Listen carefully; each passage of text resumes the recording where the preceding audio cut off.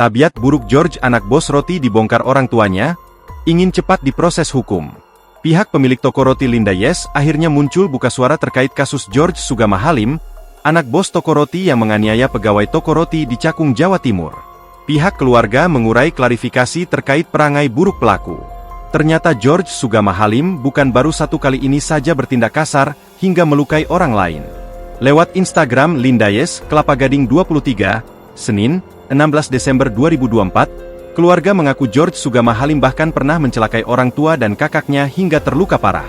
Tak keberatan anaknya dilaporkan ke polisi, orang tua pelaku justru enggan menutup-nutupi fakta. Bahkan pihak keluarga ingin agar kasus tersebut diproses secara cepat. Kepada yang terhormat Ibu Dwi Ayu Dharmawati dan keluarga, dan juga seluruh masyarakat yang sudah mengawal kasus ini.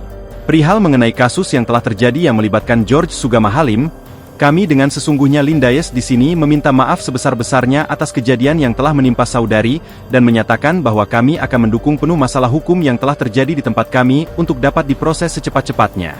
Tulis klarifikasi keluarga pelaku dalam akun Instagram toko roti Linda Yes yang beralamat di Cakung, Jakarta Timur, Senin, 16 Desember 2024. Lebih lanjut dalam klarifikasinya itu, keluarga pelaku mengurai sosok asli George Sugama Halim. Ternyata diungkap keluarganya, pelaku punya keterbelakangan dalam kecerdasan akademik dan emosi. Perlu digarisbawahi bahwa George Sugama Halim tidak memiliki jabatan atau posisi apapun dalam usaha Linda Yes yang berada di Cakung. Beliau merupakan anak pemilik namun memiliki keterbelakangan kecerdasan IQ dan EQ yang sudah pernah dites, akui keluarga pelaku. Karenanya, pelaku kabarnya kerap berbuat kasar lantaran tidak bisa mengontrol emosi dengan baik.